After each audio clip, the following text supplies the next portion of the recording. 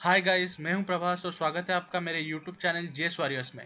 आज मैं आपके साथ शेयर करने वाला हूं कि मैंने एप्केट की एग्ज़ाम 5 बार कैसे निकाली। मैंने ये एग्ज़ाम अभी तक 5 बार दिया है और 5 ही बार मैंने इसको क्लियर किया है। तो जो लोग एप्केट 2021 की तैयारी कर रहे हैं और जो लोग फ्रेशर हैं, जो पहली बार एप्केट के एग्ज़ाम में बैठने वाले हैं, उनके लिए ये वीडियो काफ़ी इंपॉर्टेंट है। इस वीडियो में मैं कवर करूँगा which books you need to follow, how to focus on each and every subject, how to manage time so that you can score 200 plus every time.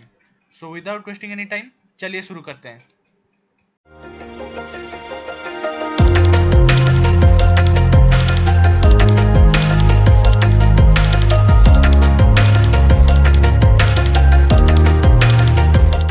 तो चलिए पहले एप्केट की सिलेबस के बारे में बात करते हैं। इस एग्जाम में मैथ्स आते हैं, रीजनिंग एबिलिटी, इंग्लिश और जनरल नॉलेज भी आता है। मैथ्स से 18 क्वेश्चंस आते हैं, रीजनिंग एबिलिटी से 32, इंग्लिश और जीके से 25 क्वेश्चंस ईच आते हैं। और ये जो एग्ज़ाम है इसमें टोटल 100 क्वेश्चंस आते हैं जो कि 300 मार्क्स के होते हैं।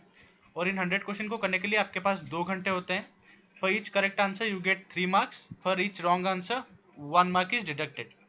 In AFCAT exam, the cutoff is around 140 to 155, but in order to get yourself in the final merit list, you need to score at least more than 200. अब आते हैं रीजनिंग सेक्शन में। इसमें 32 क्वेश्चंस आते हैं और लेवल इजी टू मॉडरेट ही रहता है। और आपको ये जानने की ज़रूरत है कि this is your scoring area. अगर इसमें आप 28 या फिर 30 प्लस स्कोर नहीं कर रहे हैं तो आपका एग्ज़ाम क्लियर करने के चांसेस आपके हैम्पर हो सकते हैं।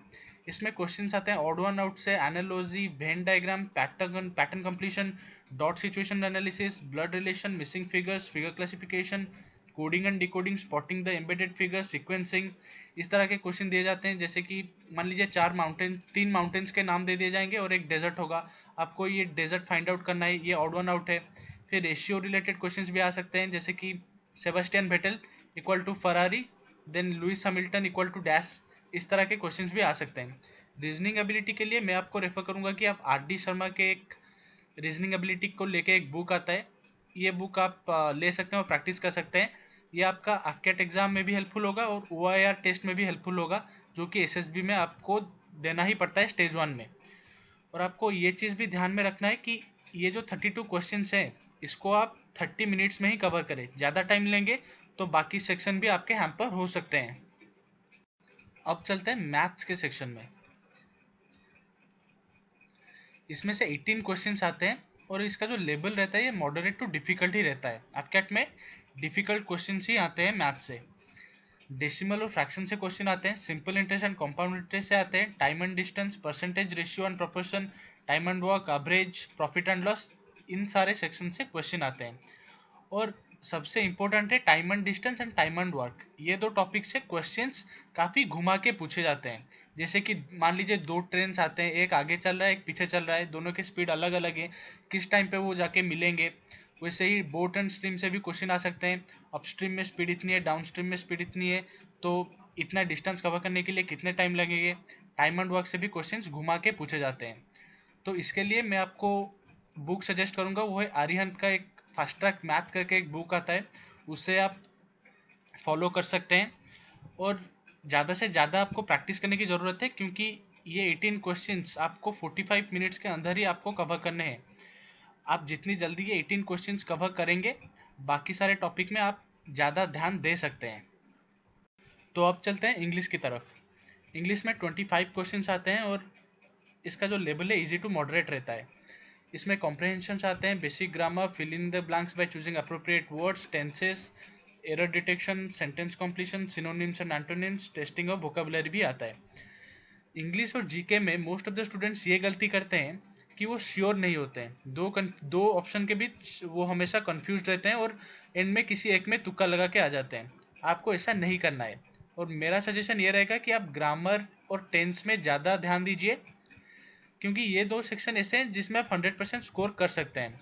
वोकैबुलरी में अगर आप ज़्यादा ध्यान देंगे, आप चाहे 1500-2000 वर्ड्स भी रट्टा मार के जाएं, जरूरी नहीं है कि उनमें से ही आएगा।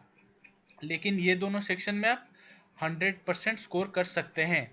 इंग्लिश के लिए आप कोई भी बुक्स फॉलो कर सकते हैं। मेरा सुझाव ये रहेगा कि आप 9 और 10 क्लास की जो ग्रामर बुक्स हैं, कोई भी स्टेट बोर्ड की हो, उससे फॉलो करें। अब चलते हैं जीके की तरफ।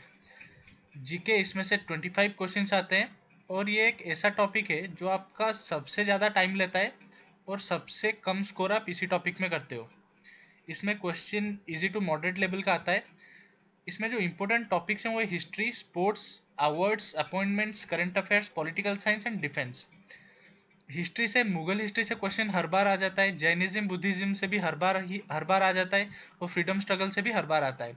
स्पोर्ट्स से भी हर एक बार क्वेश्चन आते हैं, जैसे कि sports terminologies, awards, stadiums, tournaments और awards, appointments, current affairs, political science, defence से डिफेंस एक्सरसाइजेस, इंडिया किन किन कंट्री के साथ करता है, डिफरेंट मिसाइल टेस्ट, मिसाइल्स के बारे में भी पूछ सकते हैं, जैसे अग्नि मिसाइल्स, ब्रह्मोस, उसके बारे में, और कौन से वो लेटेस्ट वेपन से जो हमने एक्वायर किया है, कौन से कंट्री से एक्वायर किया है, उससे रिलेटेड क्वेश्चंस भी आ सकते हैं। बाकी जो टॉपिक्स है, geography, art and culture, environment and basic science, इन सारे टॉपिक्स को आप ऊपर ऊपर से कवर कर सकते हैं। जीके के लिए मैं बुक सजेस्ट करूंगा लूसेंट जीके, और एक बुक आता है तरुण गोयल का एक जीके बुक आता है, बहुत ही अंडररेटेड बुक है लेकिन बहुत ही अच्छा बुक है। आप ये दोनों बुक फॉलो कर सकते हैं और ट्राई करिए जीके सेक्शन को 15 मिनट में ही निपटाने के लिए, क्योंकि जीके में आपको सिर्फ क्वेश्चन देखना है और टिक ही मारना है। आपको या क्वेश्चन देखते ही पता चल जाएगा ये मुझे आता है या नहीं आता है, तो ज़्यादा सोचने वाली बात नहीं है, इसलिए इसको 15 मिनट में ही ख़त्म करने का प्लान रखिए। अब मैं आपको बताता हूँ कि how I prepared. The main thing is focus on your strength and control what is controllable. आपका जो स्ट्रेंथ है, ये चारों टॉपिक्स में से कोई भी दो टॉपिक्स आप उठा लें जो आपको पढ़ने में मज़ा आता है, जो आपको करने में मज़ा आता है। मेरे लिए वो दो टॉपिक्स मैथ और रीजनिंग थे। आपके लिए वो इंग्लिश और जीके भी हो सकते हैं। और जो भी टॉपिक को आप कंसिडर करते हो कि इसमें आप ज़्यादा टाइम दोगे, try to score 100% in this section. Maths, मेरा जो स्ट्रेंथ था वो मैथ्स और रीजनिंग था, और मैं ये कोशिश करता था कि मैं 100% स्कोर करूँ। ये दोनों सेक्शन मिलके 50 क्वेश्चन आते थे, तो मैं हमेशा यही कोशिश करता था कि मेरे एटलीस्ट 49 या 48 सही हो जाए। अगर मेरे मान लो 49 सही हो गए तो मैं 147 स्कोर कर रहा हूँ, which is any way near the cut off. उसके बाद मैं इंग्लिश और जीके में जितना भी स्कोर कर रहा हूँ वो मेरे लिए बोनस है। और मैथ एक ऐसा सेक्शन है जिसमें आप 100% स्कोर कर भी सकते हो। मान लो आप मैथ्स करते करते 15 क्वेश्चन के बाद आप रुक गए, आपको बाकी 3 क्वेश्चन सॉल्व नहीं हो रहे, तो आप उसे उल्टे मेथड से भी कर सकते हैं। 4 ऑप्शन है, आप हर एक ऑप्शन को लेके क्वेश्चन में पुट कर दीजिए, और जो ऑप्शन में सारे वैल्यू सही आ रहे हैं वही उसका आंसर है। इस तरह से भी आप मैथ्स को सॉल्व कर सकते हैं। ये जो ट्रिक है वो बाकी एग्जाम में इतना कारगर नहीं होता है, क्योंकि वहाँ टाइम कम होते हैं, लेकिन यहाँ टाइम 2 घंटे है। आप उल्टे तरीके से भी इसे सॉल्व कर सकते हो। तो अब चलते हैं इस बात पे कि टाइम मैनेज कैसे करें और प्रिपरेशन कैसे स्टार्ट करें। देखिए, आपके कैट का जो एग्ज़ाम है वो लगभग फरवरी और मार्च में हो जाएगा, तो आपके पास रफली 4 से 5 महीने हैं। अगर हम मैथ्स की बात करें तो ये जो टॉपिक है इसको आप सबसे ज़्यादा टाइम दीजिए, क्योंकि वंस आपका फंडा क्लियर हो जाता है, it will stay with you for ever. और ये चीज़ आपको सीडीएस के प्रिपरेशन में भी हेल्प करेगी, और आगे भी आप जितने अपकेट एग्जाम में बैठोगे आपको उस टाइम पे ज़्यादा मेहनत करनी नहीं पड़ेगी मैथ्स के बारे में। सो मैथ आपको डेली प्रिपेयर करने हैं। और रीजनिंग की बात करें, मैंने आपको बताया it takes less time but it is more productive. आप इसे 2 घंटे के लिए प्रैक्टिस कर सकते हैं हर दूसरे और तीसरे दिन, लेकिन याद से प्रैक्टिस करना ही करना है, क्योंकि ये जो पार्ट है ये एसएसबी में भी काफ़ी इंपॉर्टेंट रोल प्ले करता है, खास करके आपके स्क्रीनिंग में। जब हम इंग्लिश की बात करते हैं तो ज़्यादा फोकस आप ग्रामर को दीजिए, और डेली 1-2 घंटे पढ़ सकते हैं इसे। और जीके जीके भी आपको डेली पढ़ना है। करंट अफेयर्स हो, करंट अफेयर्स तो आप डेली पढ़ेंगे ही पढ़ेंगे, और उसके साथ कोई भी एक टॉपिक उठा लीजिए, हिस्ट्री, पॉलिटी या फिर ज्योग्राफी, ऐसे करके आप प्रिपेयर कर सकते हैं। नेक्स्ट चीज़ मैं आपको ये सजेस्ट करूंगा कि don't stress over the exam. दिन में 4-5 घंटे अच्छे से प्रिपेयर करिए, and keep your self updated with the latest news. Read newspaper daily, Hindu हो गया, टाइम्स ऑफ इंडिया हो गया, जो भी ऑनलाइन अवेलेबल है आप उसे पढ़ सकते हैं। And try to make notes of certain incidents which will improve your writing skills and English in general.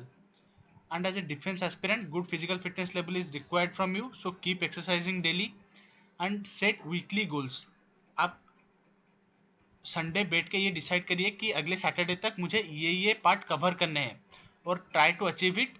ऐसा करने से आपका सिलेबस जल्दी खत्म हो जाएगा and it will also help in overcoming your laziness. Once you have finish the syllabus just revise it. आप mock test देना कभी भी ना भूलें। बहुत सारे मॉक टेस्ट अवेलेबल हैं, बहुत सारे वेबसाइट जैसे ग्रेडअप, अनअकैडमी, ये सब में आते ही रहते हैं मॉक टेस्ट। आप मॉक टेस्ट जरूर दें एग्जाम से पहले। और सबसे इम्पोर्टेंट चीज़, एग्जाम के 1 या 2 दिन पहले पढ़ाई वढ़ाई रोक दो, थोड़ा रिलैक्स हो जाओ, कोई मूवी या फिर गेम वगैरह खेल लो ताकि आपकी माइंड काम रहे। MS धोनी मूवी देखी है ना, जहाँ पे वो कहता है कि अगर साल भर पढ़ाई की है तो एक दिन से फर्क नहीं पड़ेगा, और अगर साल भर पढ़ाई नहीं की है तो भी एक दिन से फर्क नहीं पड़ेगा। So just take calm, cool and composed, go to the examination hall with a relax and calm mind. So that's it for today guys. I hope ये वीडियो आपको पसंद आया है and I wish you touch the sky with glory very soon. अगले video में हम बात करेंगे CDS एग्जाम क्लियर करने के लिए क्या स्ट्रैटेजी होनी चाहिए उसके बारे में। तब तक के लिए like, share this video and subscribe to GS warriors. फिर मिलते हैं अगले वीडियो में, तब तक के लिए जय हिंद।